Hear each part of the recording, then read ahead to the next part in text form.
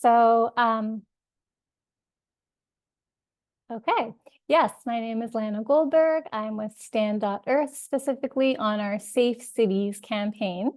SAFE stands for Standing Against Fossil Fuel Expansion.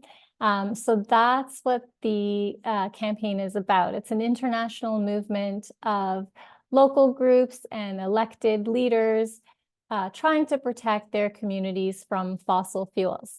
So we support municipalities and people working on municipal policies to pass local, pass local policies that can help rein in local emissions and of course contribute to addressing emissions more broadly. And I guess specifically you're seeing kind of an overall campaign page. We operate across North America and to some extent internationally, but in Canada, we're currently focused, on buildings, which is why I'm here. Great, thanks. Yeah, I just decided to share and show folks. We'll do that a little bit as we go along, just so people can see what we're talking about. So focusing on buildings is great. And Lana's been working with us at Hamilton 350 to talk about buildings because this upcoming Tuesday, October the 1st, Hamilton's planning committee is taking a look at green building standards. This is going to be something new in Hamilton. It's a huge opportunity for climate action if we get this right. And we at 350 have been bringing in experts like Lana who see what different cities are doing all across North America to help us figure out what can we do to be ambitious and how are we going to get Hamilton City Council to go for that ambitious plan. So I think just to start it out, Lana, can you tell us, like, what are we talking about when we're talking about green building standards? Like, what does that term actually mean? Well, it's a term that was chosen to describe a host of policies that address new buildings. So if we're going to build new buildings, the idea is let's build them right from the start. And it includes a lot of different things, what's called the building envelope, the area around it, the building materials, like all sorts of things. But the main element that we're interested in and we're talking about today is the emissions piece. So these standards provide an opportunity to make sure that new buildings aren't so polluting.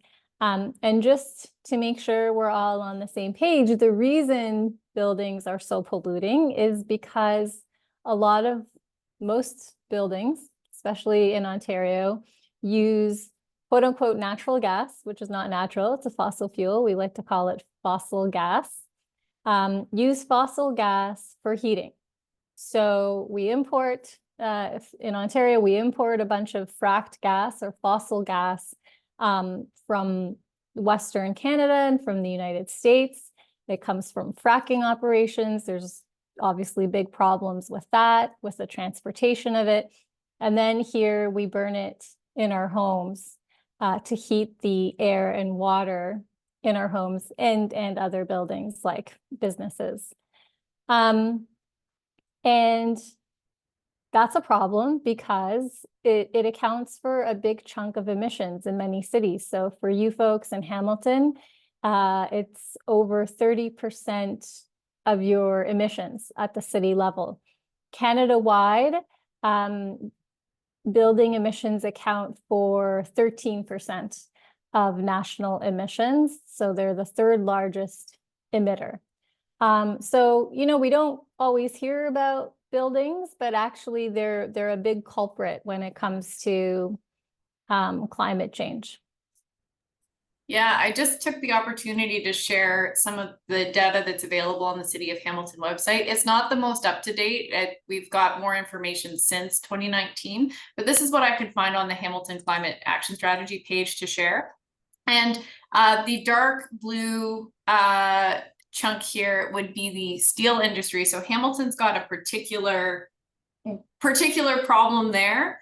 But, you know, in terms of actual building emissions, this is a huge category, as Lena said, across North America as a whole, for sure. And we are not exempt from that. They're a really big player. If we were to, you know, sort of carve out steel industry separately, transportation and buildings are our two biggest categories by a landslide. So I don't know how many folks on the call have had a chance to take a look at Hamilton's draft green building standards, but again, just so that we can share with folks on the call, this is what Lena was mentioning in terms of covering a lot of different aspects of how we build. But for our call tonight, what we are interested in is this little piece right up here, energy performance. And it is, in my humble opinion, by far the most important piece for making sure we actually undergo an energy transition and get away from burning fossil gas in our buildings. So on that idea, Lana, like, what do other cities do? Like, who else has green building standards, and what do they look like across Canada? So green building standards is a model that's used just in Ontario. Toronto was the first one to introduce this, but other municipalities in other provinces and all across the US too use similar models. They're just not called green development standards. So for example, in British Columbia and BC, they have a provincial step code, which is nice because their province like cares about the climate, and actually created an easy way for municipalities to sign on to the step code. And about 30 municipalities so far have adopted a higher tier, which essentially requires new buildings not use fossil gas for heating. So that's 30 municipalities, and this is continuing to happen. Like, you know, every week there's a new municipality. So there's a lot of momentum there. Also in Quebec, there are in total over 85 municipalities that have passed climate-friendly building codes that basically also require new buildings to use non-emitting heating sources. So that's all 82 municipalities in the Metro Montreal area, and then a couple smaller communities like Prévost and others. So they're not called green development standards. They're using bylaws essentially to introduce a more specific policy around emissions. And then across the US, I mean, there's probably over 100 jurisdictions that have various building policies that are helping to decarbonize the sector.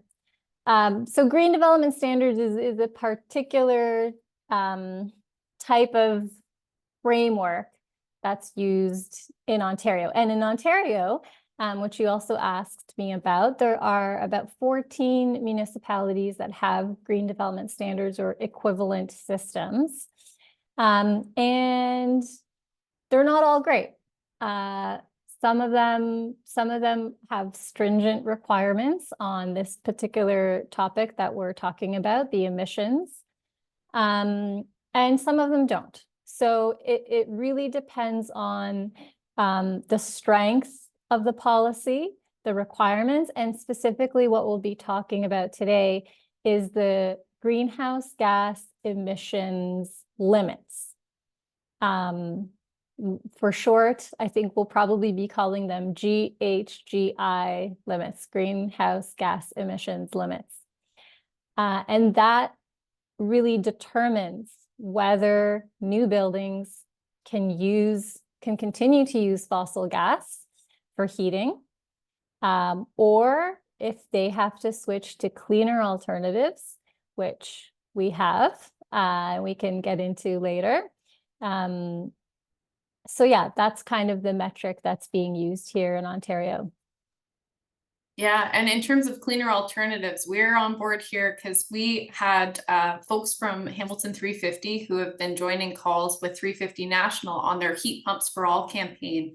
And some of the folks on this call might have seen some of the documentaries about transitioning in Prince Edward Island. They've got a really successful program, or in BC. So, definitely a lot of heat pump supporters here on this call tonight. What we're talking about though, like green building standards, what does this look like in practice? How is this different than just like a retrofit program? What are we actually implementing here? Yeah, so retrofit programs are great because they help individuals retrofit their homes. The green development standards are a policy that would require new buildings come equipped with heat pumps in the first place, or some sort of like geothermal district energy system for bigger projects where that is possible. And the beauty of that is that, you move in, you have an electric heat pump, it gives you clean heating, a lot cleaner, because our electricity grid, despite, a reliance on gas plants, and, we could do another webinar on that. It's a lot cleaner because heat pumps are 3 times more efficient as gas furnaces. They also double as cooling devices in the summer, so you get the air conditioning. And because they're more efficient and they use electricity, they also lead to lower monthly energy bills. So it's a really fantastic alternative in many ways.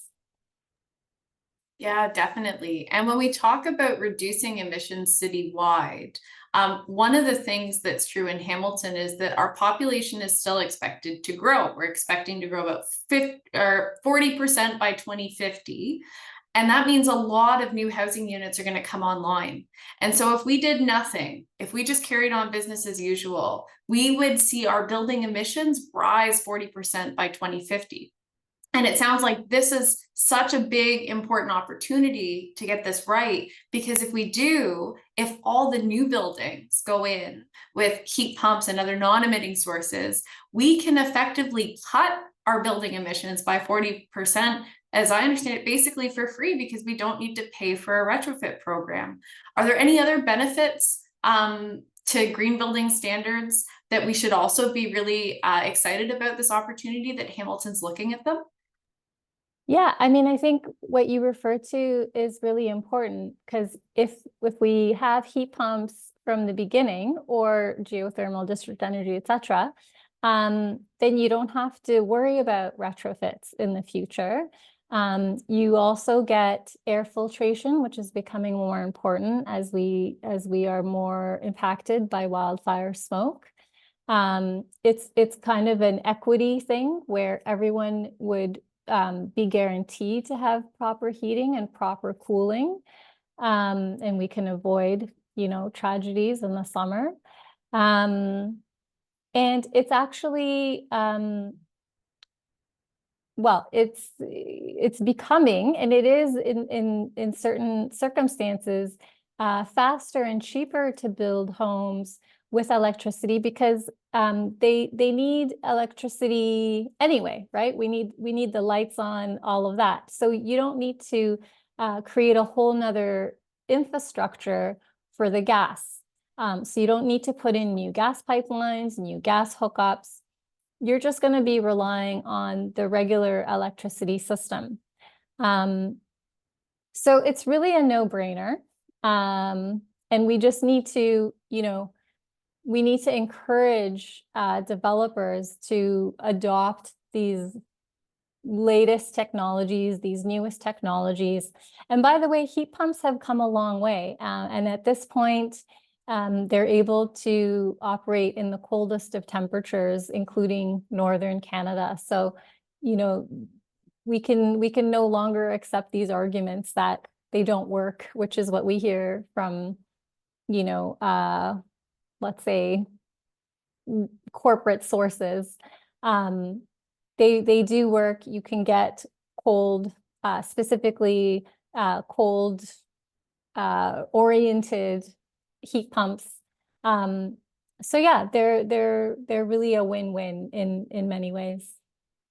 Yeah, for sure. So because you mentioned it, I'm going to jump ahead a little bit and I'm going to ask about, if green building standards are so great, why don't we have really ambitious green building standards everywhere? Like what's the source of the opposition to doing kind of what you've just outlined? It's a no-brainer. It saves people money down the road on retrofits. It saves them money now on their heating bills. It does what they need it to do for heating and cooling very efficiently. Where's the opposition coming from?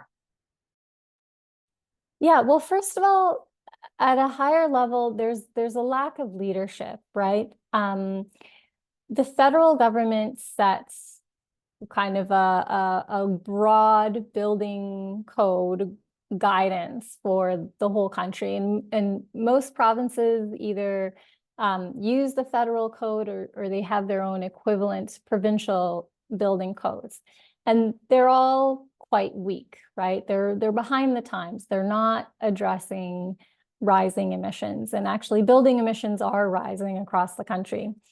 So then municipalities are stepping in and they're filling this void, and they're saying, well, we have these climate commitments and we're going to do what we need to do to meet them. But of course, not every municipality wants to go beyond the provincial building code, because that's what developers are used to following.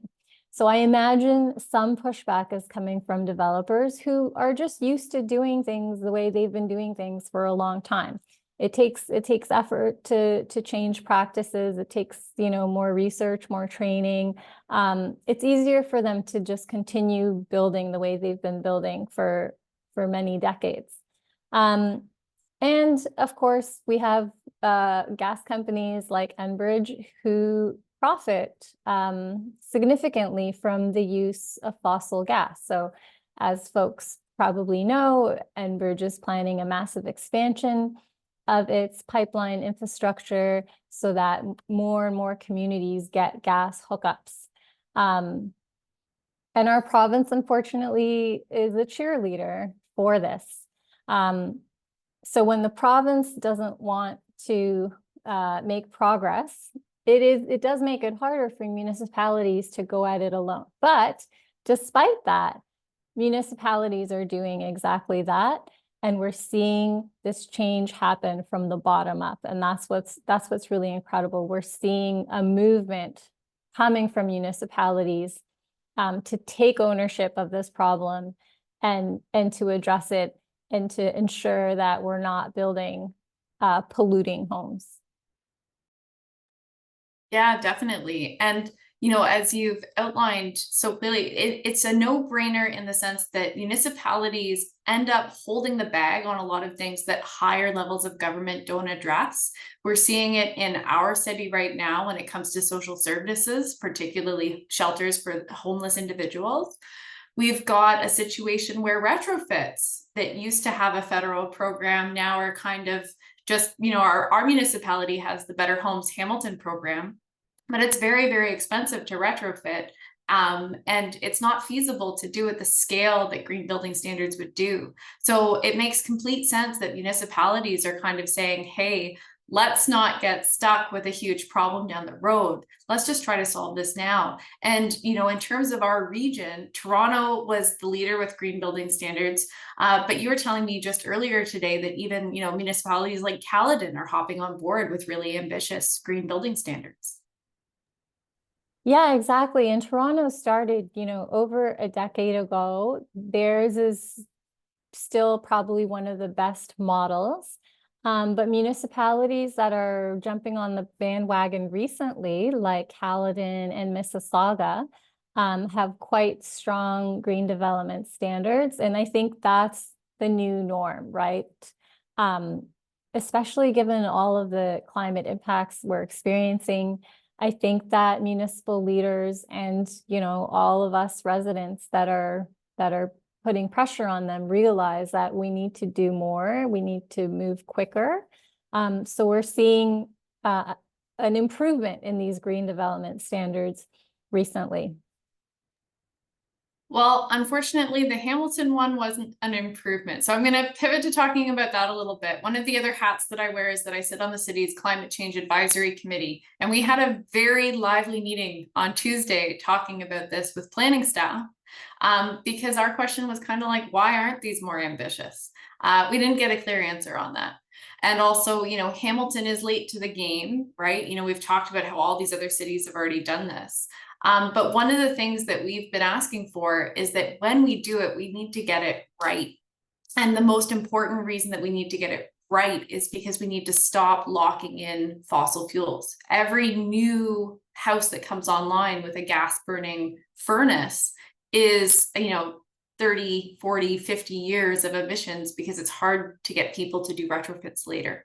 So let's talk about some of the holes that are in Hamilton's current plan. Why are we concerned? Like, what limits are missing in that plan? And I can actually pop it up on the screen so people can maybe follow along.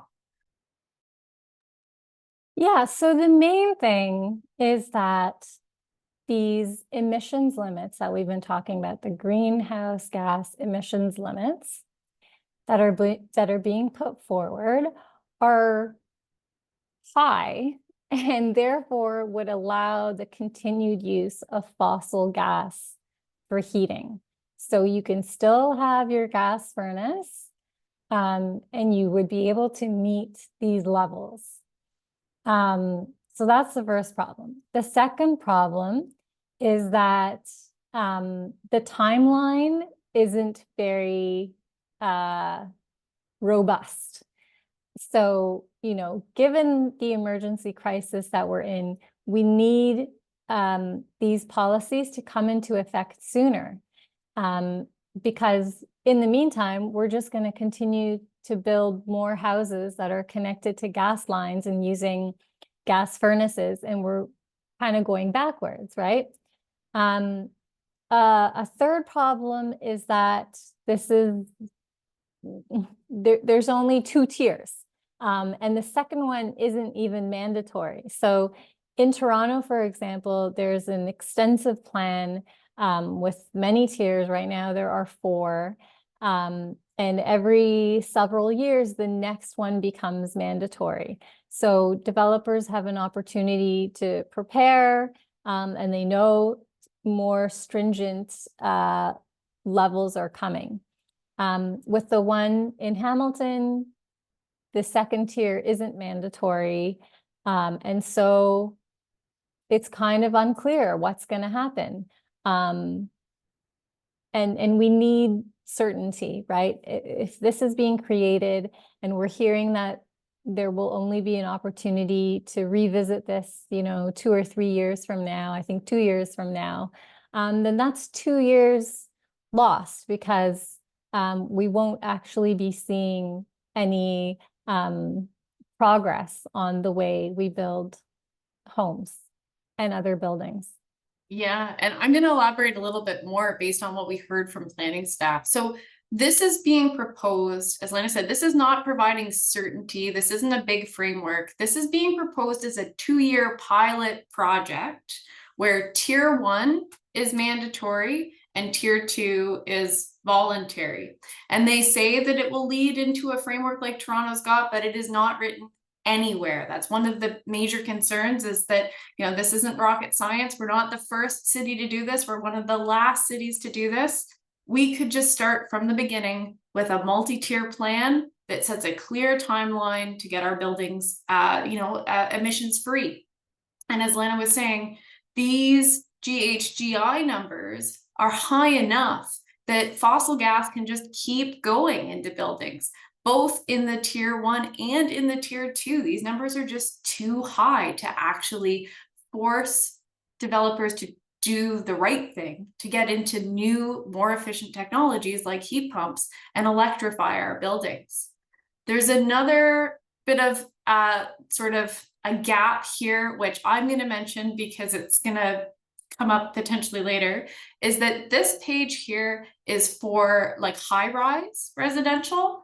There's a separate section for low-rise, and low-rise doesn't even have greenhouse gas intensity limits in it.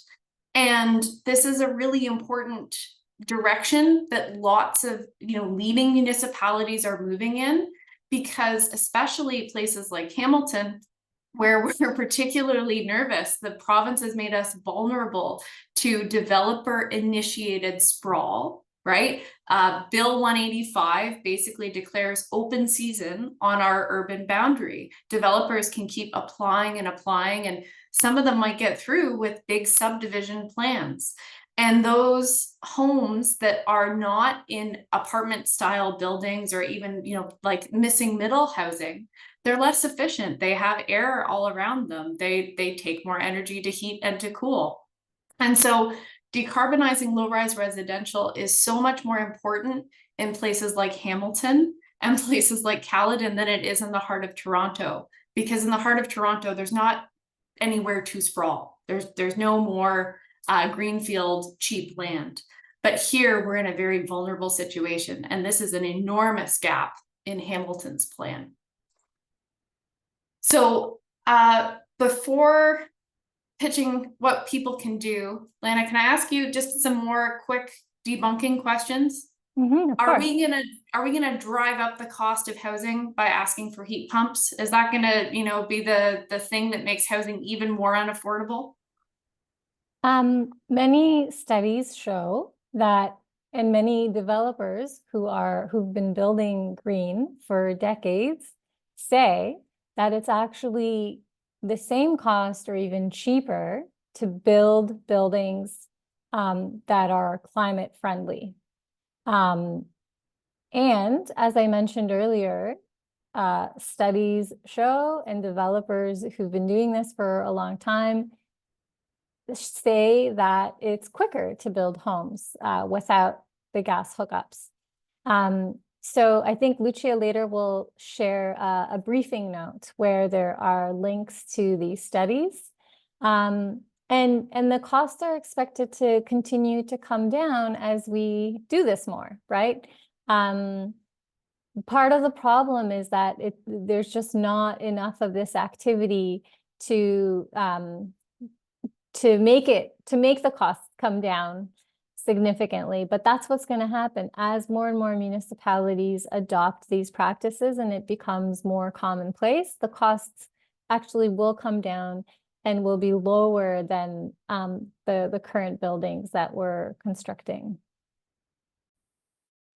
Yeah. So what can we do? What can people who live in Hamilton, who are on this call, do to help make sure that Hamilton actually does push for a more ambitious plan? This is like a kind of once in a generation opportunity for us to make sure we get this right. What can we do?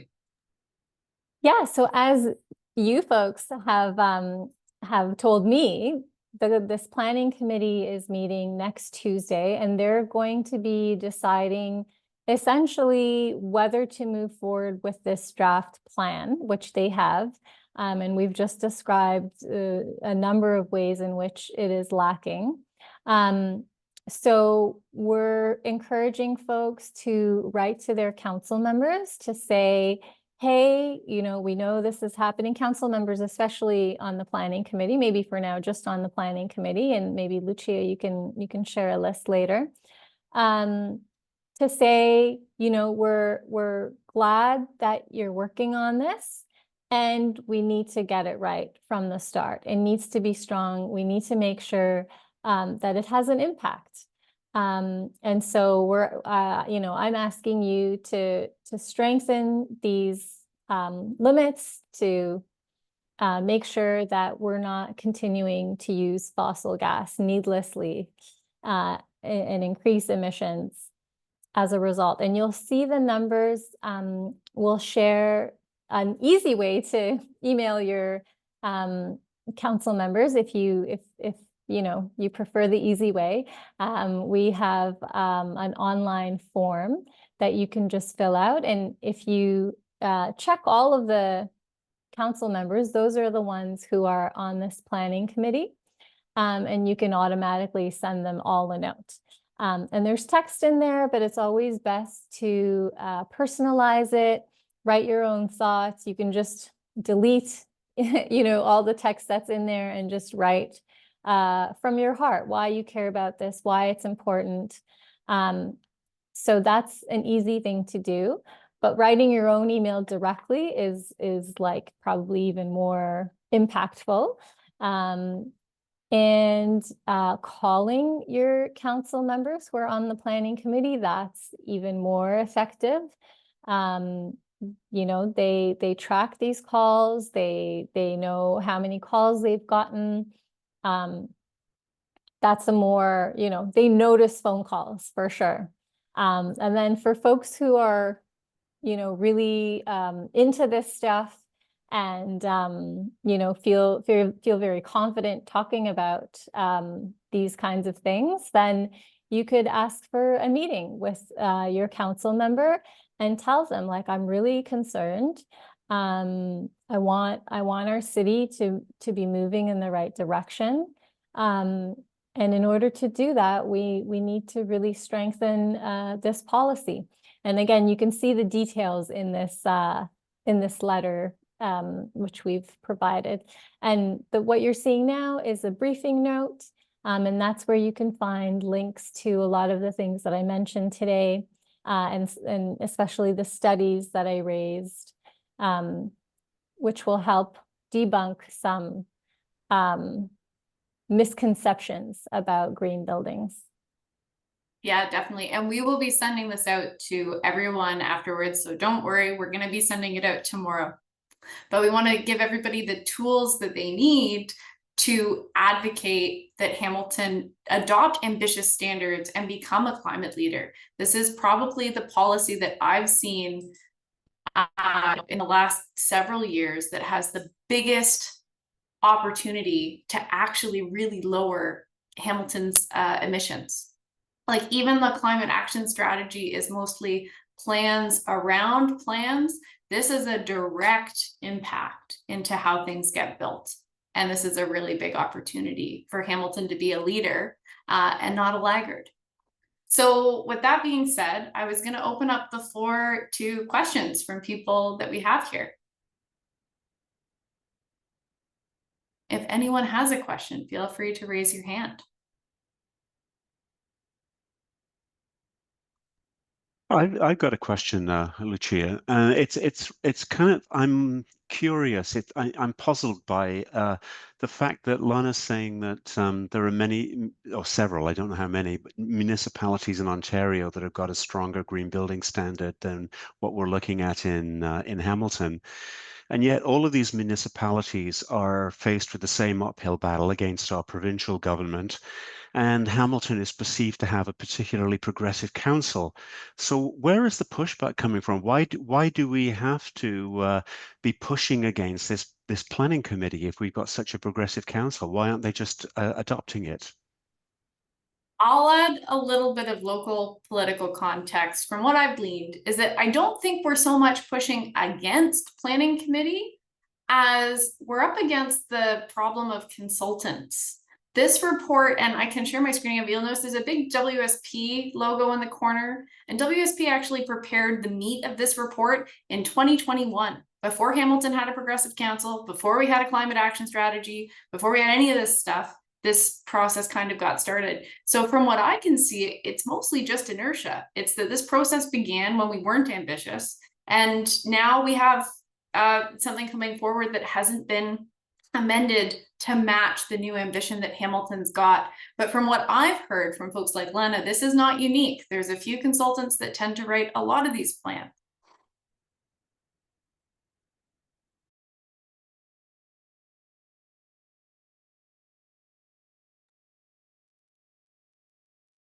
I thought I saw somebody had raised a hand.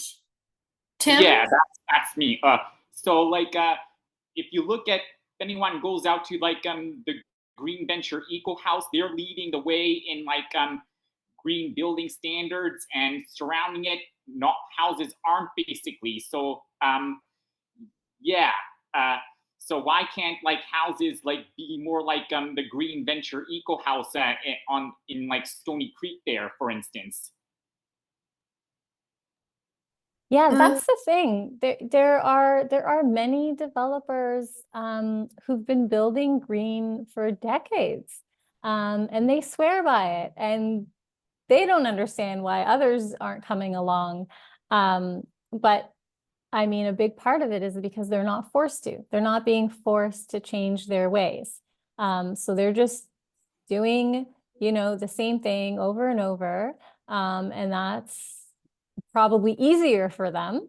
And that's why we need policies to ensure that they're actually adopting, you know, these new technologies, these better ways of building. And that can be rolled up into making buildings more resistant to climate impacts as well, right? So, you know, we do need to revolutionize the way we create our buildings. So, and the information is out there, the techniques are out there. It's really amazing what, you know, different, you know, more green developers are doing. So yeah, let's adopt that. Let's practice that across the board. And, oh, sorry, Tim, did you have a second question? No, that's all. Okay. I was gonna say, Lana, can you speak a little bit to some of the effect that you get? Like you mentioned, for example, like there's a greater Montreal area taking even more ambitious action in Quebec about banning fossil fuel hookups. But even here in Ontario, if Toronto is requiring heat pumps and Mississauga and other places around us are also requiring heat pumps, that it kind of we're stronger together, that developers just start going, okay, well, I'm just going to get heat pumps everywhere. Exactly. And that's why this is bigger than just Hamilton. Like, yes, it's going to absolutely prevent an increase in emissions. And yes, it's going to help Hamilton meet its climate targets, but it's also going to add to this precedent and to this movement that's happening. And so the more municipalities adopt strong green development standards, the more developers are going to realize that this is just the new direction. This is the new norm, and they're going to have to adapt. And when they say like, oh, well, if it's too strong, we're not going to build here, that's just not true, right? They want to build everywhere. You know, especially the people who own the land, they want it to be developed. There's not going to be like a capital flight of developers. So yeah, the more municipalities create strong green development standards, or, you know, in places where there's resistance to that, or it's not possible for some reason, there are other pathways. So we'll see how this goes. You can also go a bylaw route. It kind of makes sense because they're working on green development standards to try and use that pathway and to try and improve it. But there are also other ways to do that. Question from Jean. Hi, Lucia. What's the chance of provincial interference in this area? Yeah, so interestingly, and this relates to the previous topic, you know, the province is very invested in Enbridge expanding its pipelines, in gas continuing to be used both for heating, as we're talking about today, and for electricity generation. So, you know, it's plausible that the province would react in a negative way. We saw just in, you know, earlier this year, the province decided to overturn a decision that was made by its own independent energy board when it came to this Enbridge expansion. So it's possible. It's also possible that, you know, corporate entities would try to challenge these standards. And that's why it's so important for many municipalities to pass this, because as Lucia framed it, we're stronger together. No one's going to take on, you know, 50 municipalities. So it's really great that it's rolling, and that will help protect all of the municipalities that are implementing these. And I'm going to add, in terms of provincial interference, Ontario already has more limits on what cities can do than other provinces do. And even though, you know, municipalities are creatures of the province, we still have control over enough bylaw type items that we can do this. I think it would be really really difficult and a big uphill battle for the province to try to, it's probably similar to what's going to happen with the whole bike lane debacle, right? Is that I don't think that would hold up, because, you know, like for cities not to have any ability to make bylaws, to do street planning, to do these very basic functions is kind of unimaginable. Like I you know, it's one thing for the province to say, we're going to encourage gas expansion and give Enbridge tons of subsidies. But at the end of the day, if a homeowner does not want to hook up their house and a developer doesn't want to pay for both a gas furnace and AC, they're just going to pay for a heat pump. Like, I can't see Doug saying you have to buy a gas furnace.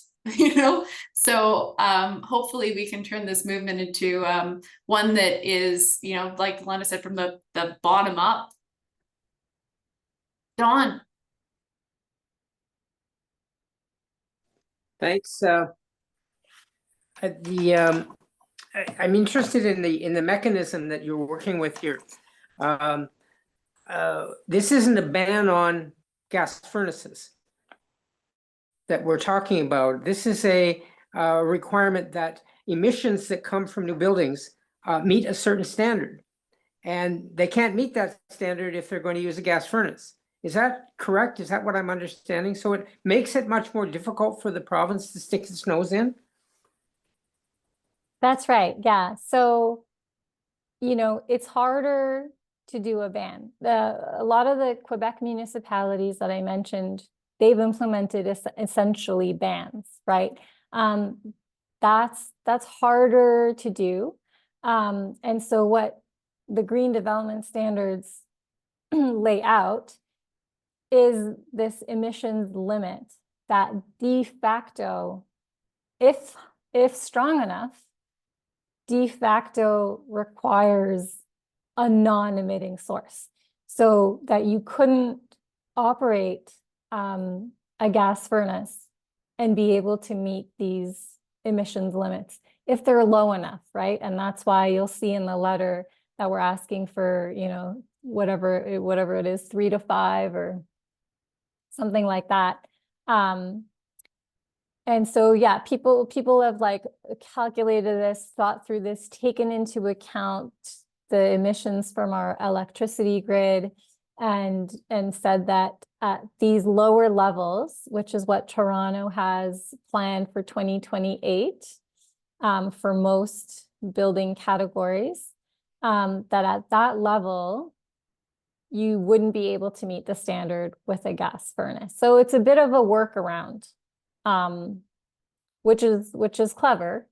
And, you know, I think folks have figured, well, if this is the model that we're working with, let's work with that. Let's run with that and make sure that these limits are low enough to essentially exclude the possibility of using gas furnaces. Deborah. Hi, thank you for having this this session tonight. This is so interesting.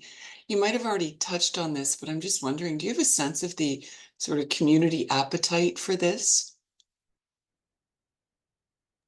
We're probably here because we are all, you know, passionate about the issue itself, but do you have a sense of how well received it will be by the larger Hamilton community? So what I can speak to two things. One is the, you know, heat pump aspect, because I think there's been a lot more advocacy on that front, and we've got some good data from other provinces on that front. But just looking at Hamilton specifically, as I mentioned, I sit on this Community Climate Change Advisory Committee. We passed a motion, or not a motion, it was a citizens committee report that I brought forward on Tuesday unanimously. Not a single person on that committee said, oh, you know, we think these standards are pretty good, we should just go with them. Like, no, not anybody. Everyone said, we need to be consistent with Hamilton's climate action strategy. We need to meet these commitments. And that was cool because we've got a big cross section of people, including people who work in development. We've got a couple folks that do like building systems, civil engineers, but also like folks that are doctors and people who just care. So big cross section of folks on there. We're all really on board. What we've seen from 350 Canada is like, you know, and they're highlighting particularly PEI, is that seniors in PEI are really, really appreciating heat pump retrofits because it saves them a bunch of money and it keeps them far more comfortable all year long than, you know, relying on home heating oil is what most of them have out there. And then in addition to that, no AC for a lot of those older homes. And so it's really been, as you know, Lana said earlier, a win-win-win where it saves people money, it keeps them healthier and more comfortable, and it's better for the planet. So I don't think we're going to receive any pushback from the grassroots. This isn't like gas stoves, and that was something that we actually had a discussion with Gabby Kalaposh, who's one of the co-chairs of the advisory committee. She said gas stoves people get really attached to because they get used to cooking and food is like part of culture and part of your family and all that sort of stuff. Most people do not care what keeps their house warm. There's like a room in the basement that has some piece of equipment in it and they don't care unless it stops working. So the emotional connection to how we heat our homes is just not there. Just one more thing. I think your comment about the improved performance of heat pumps is really important to get out there. Because to date, the impression has been, you know, at the colder temperatures, they're not as effective, and that's been quite a deterrent, I think. It's If interesting. that's changed, it's important to include that in whatever promo is going out. So that's interesting. And I'm sure Lana's got some more stuff to say, but that's really been an effective smear job because all of these systems actually have backup heating as well. So there's never a situation where people are left in the cold. It's just that they'll have to use the alternate heat source, whether it's a baseboard or some of them have like a gas furnace backup. But like this specter of being left in the cold has not really been true at any point. But more depressingly, it's definitely not true where we're headed. In the next 20 years, Hamilton's expected to rise several degrees in its average winter temperature. Very alarming, very quickly. We like, you know, I'm not that old and I remember things being far colder when I was a kid compared to today. So the number of days we can expect below -30, statistically speaking, after about the year 2035 is probably 0, maybe 1, maybe 2, but like, you know, winter, we're losing very quickly. And so, you know, this idea that like, oh, well, they're only rated up to -30, like it is not going to be, unfortunately, because it indicates how much we've lost, but it's not going to be the boogeyman that people say it is. And even now, I'll just add, they've been improved and they can already handle the coldest temperatures in Canada, and Nordic countries are adopting heat pumps like, you know, every day.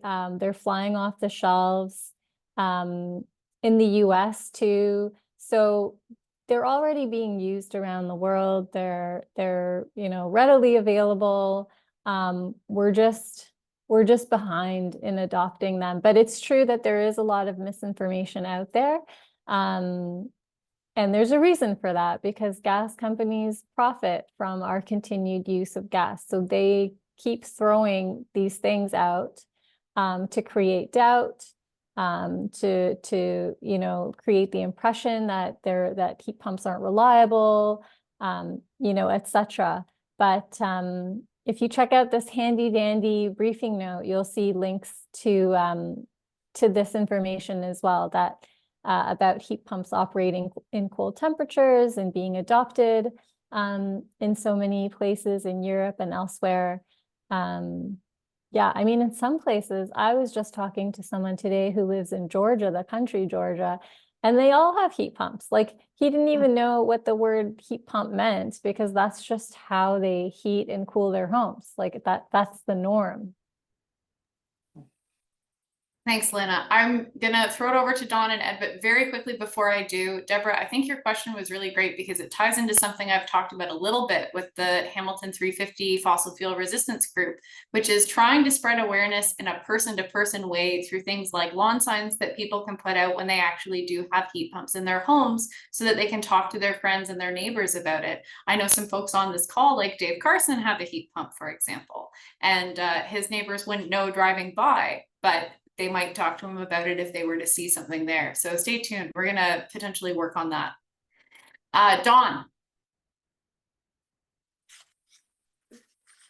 Thanks again. I wanted to add, in terms of the community acceptance, the city council has an official policy of net zero emissions by 2050. What we're talking here about is buildings. So any buildings that are built now are going to still be here in 2050. And if they're not emission free, they're going to have to be retrofitted. And there's a high likelihood that there's going to be a demand for tax money to be handed out to do that retrofitting. So this is a defensive strategy for city council. And it just makes, like, we're not talking about something that we don't need to do. We need to do it if we're anywhere serious about 2050. Toronto objective is to be net zero by 2040. And that's really where we should be and much better. But that's why this kind of a change is so important to do at this point and earlier. Yeah, thanks, Dawn. I'm going to toss it to Ed, and then we've got a question in the chat that I'll. Thanks, Lucia. I just wanted to say that we had a heat pump installed in our home about a year ago, and it kept us very warm over the course of last winter. It's also kept us nice and cool over the course of the hot summer that we had. We are very pleased with it. It works wonderfully. We've had no problems at all. And we don't have a sign on our front lawn, but we have mentioned our heat pump to everyone that we've talked to, family, friends, neighbors, etc. So, I would certainly encourage anyone who's interested in installing a heat pump to do so. The only drawback, of course, is the financial cost of a heat pump. It's quite a bit more than a traditional gas furnace. We were only able to do it because of the federal government's Greener Homes program. We got an interest-free loan, 20-year interest-free loan. Sorry, a 10-year interest-free loan for $25,000. We got a grant for $7,000. That made it possible. If you want to have more heat pumps in homes, the price needs to come down, whether by subsidies or in some other fashion. Well, Ed, thanks for talking about that, because the best time to put in a heat pump is at the time of installation. And I'm glad you brought this up, because the cost of a retrofit is huge compared to when you're doing the building the first time. So I think Sue, who's on this call as well, when she got her heat pump put in, a large part of the cost was getting more electricity run to the house. When you're building a house, you've already got the crew there. You've got the guys, you got the people to come do it. And so that, several $1,000s that the utility company charges you for a hookup later is basically already included in your construction. Similarly, the cost of buying two separate appliances, a gas furnace and an AC, often what happens is that when people are looking at doing a retrofit, it's because one of the two of them has gone, and they still need to kind of throw away the perfectly good other one that they've paid for. Versus if you didn't buy two appliances and you just bought one from the start, it would be much closer in price compared to what people look at when they go to replace, like you said, a gas furnace. And it does cost more, but it would be closer if you hadn't already paid for an air conditioner too. Sue, would you like to hop? Sorry, I was just going to say, in terms of the electrical load, it does depend on how old the house is. We have a newer house, and our electrical setup was fine, but in an older house, it would probably have to be upgraded. Yeah, so that's an additional cost there as well. Yeah. Thank you. Thanks, Ed. Sue? Yeah, just to add to what you're saying, Lucia, or give a detail, the upgrade, this house is 112 years old, somewhere in there, and it costs 3,700 to get the 200 amp upgrade. We're in a fortunate position where I have some investments. I was able to use some of those. But I mean, that will be, there's a lot of older houses around where we live, and that would be prohibitive for a lot of people. Yeah. Just to jump in on the cost too, and I see Jim has made a similar comment in the comment section. But yeah, so the initial cost is very high if you have to do a retrofit yourself. And yeah, we're not getting enough support from governments to do that. But it is the case that in the long run, it ends up being cheaper because your monthly costs are lower. So even in this case, it's a good investment if you can get the grants, of course. We got a question from iPhone. Oh, hi, it's Cynthia speaking. I had a heat pump installed on my second floor last year, and when the second floor was built, it was already, or we put 200 amp service in, so that wasn't the issue. But the fellows who installed the heat pump told me that it would be better not to use it for heating because my existing hot water on-demand boiler was more efficient and therefore less expensive than using the heat pump. Have you heard that? Lana, can you hop in? Do you know anything about that? I have not heard of this before. I have not heard that either.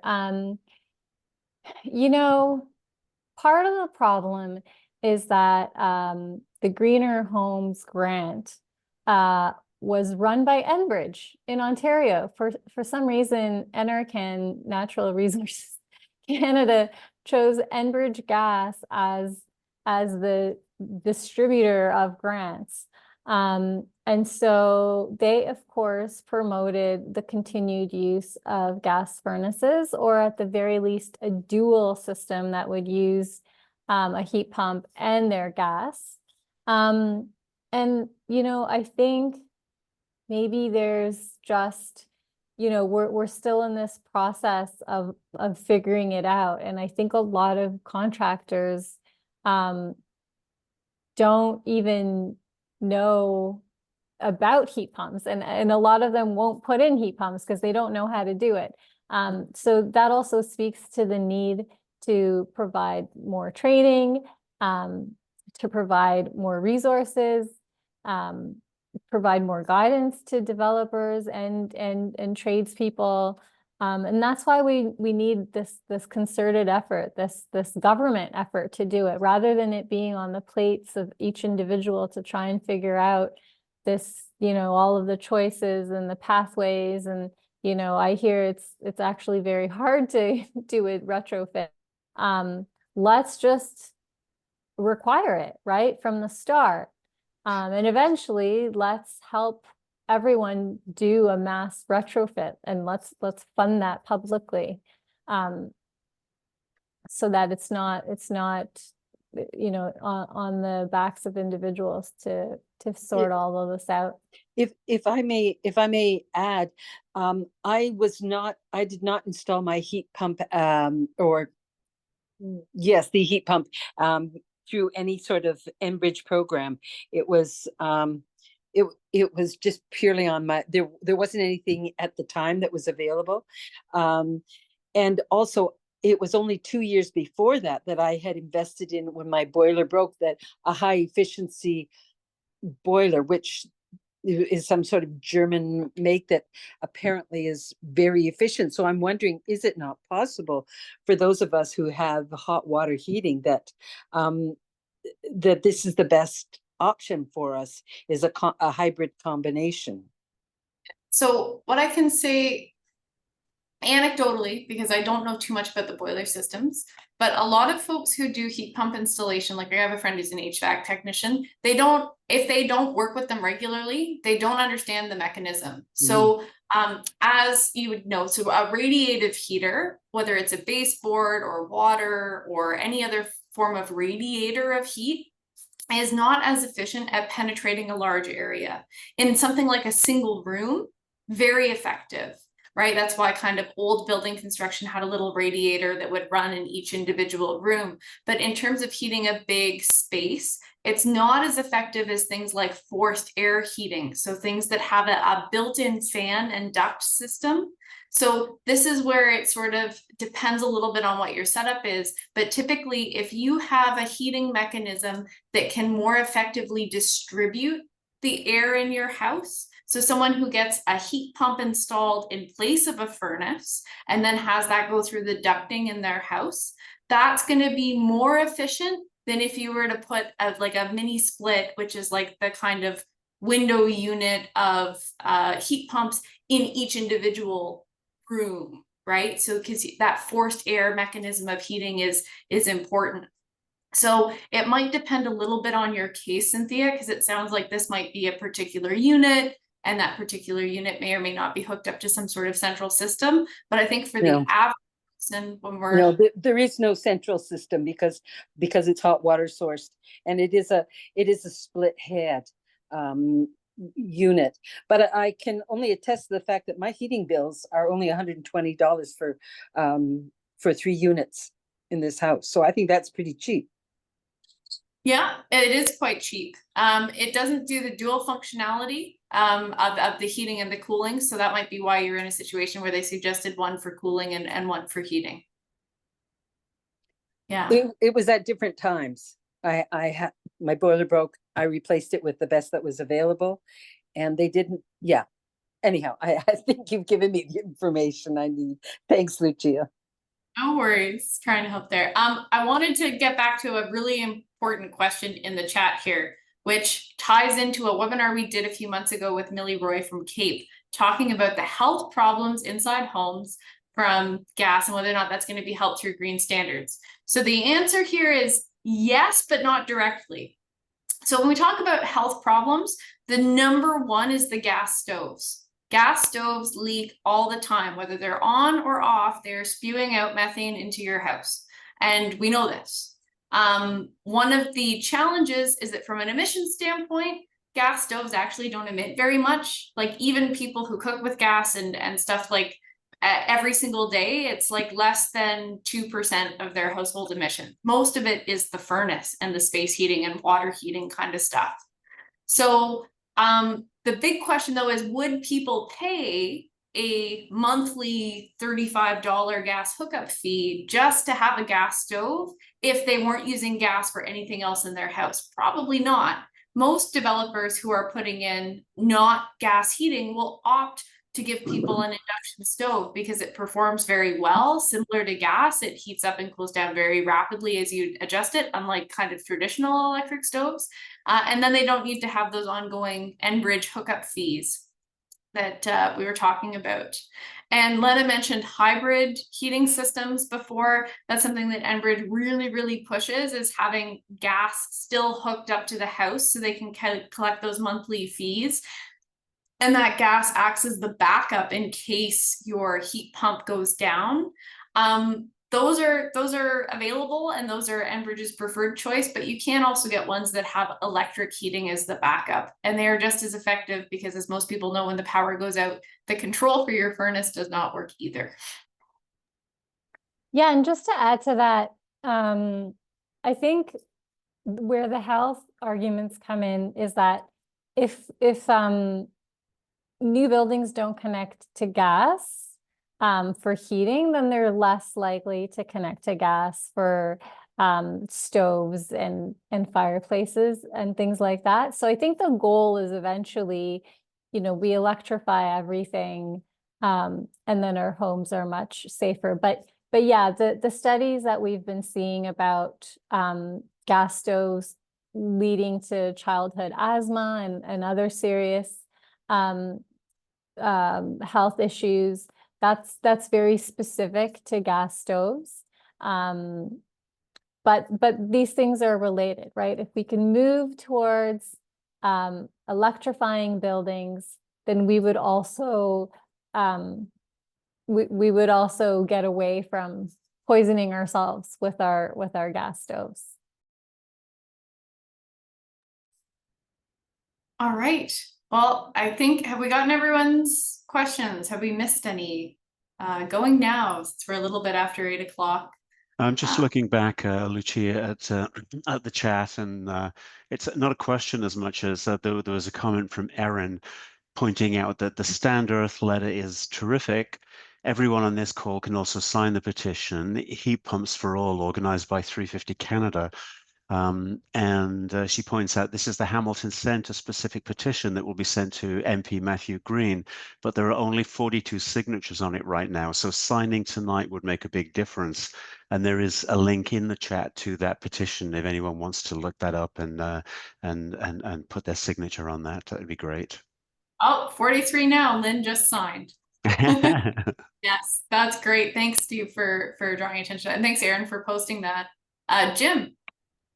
Yeah, regarding the health issue, another way we could look at this is that if you have your house completely electric, as I do, you don't have risk of carbon monoxide poisoning. So you can get rid of your carbon monoxide detector and be at ease. So another health issue not to have to worry about. Yeah, and building on that, you're also avoiding the risks of leaks in the gas system, you know, sometimes even explosions. But health-wise too, the heating systems, the gas furnaces and such, they do pollute. It's just that there is some indoor pollution, but it's also causing outdoor pollution, and that is leading to smog. And that's something we're very much impacted by, especially in cities. So there are health impacts as well. They're just not as direct, you know, inside your home.